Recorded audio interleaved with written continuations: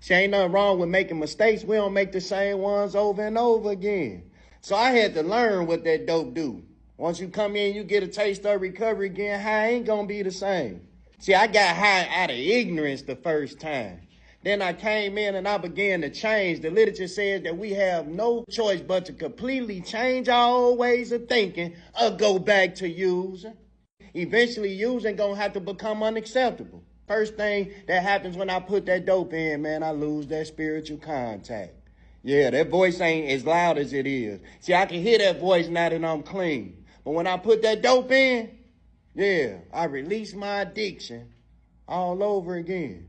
All of a sudden, the same voice that told me it was all right to put one in and tell me to hide from y'all. How's a grown man doing something he gotta hide? I make a conscious decision to do something, and now I gotta hide doing it, man. That don't make no sense. I show that I appreciate the life that I've been given by not putting no dope in. I get selfish and self-centered, frustrated, bothered, and disturbed. I let these resentments creep back in. I'm running around here, ain't got no peace, man. No, man, I ain't get clean to have those type of issues. You know, see, surrender means not having to fight no more. I give up, I quit, I'm done. But see, at any given time, the third step talks about it, that I get mad at God because he permits me to take my will back. You know, my will ain't no good for me. But I'm learning that my will can become God's will, man, if I get out the way, if I let go and I let God. Yeah, so just for today, I ain't putting no dope in.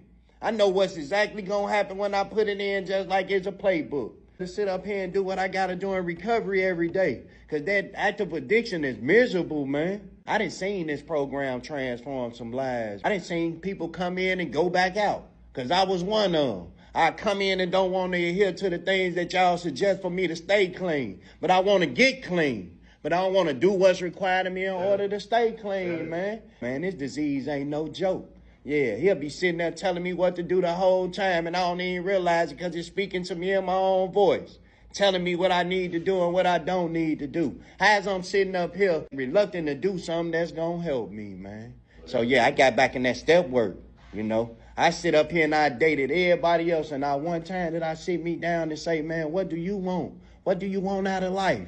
You know, because when I was out there, you couldn't convince me with no house to get clean. Shit, I would have been getting high in the bathroom. You couldn't have gave me a car to get clean. I would have rolled around getting high in it. Yeah, with the same brain. But recovery is an active change. It's ongoing, man. So today I do what's required of me, man. I do the right thing for the right reason when ain't nobody looking. Because this is something I understand. God is always watching.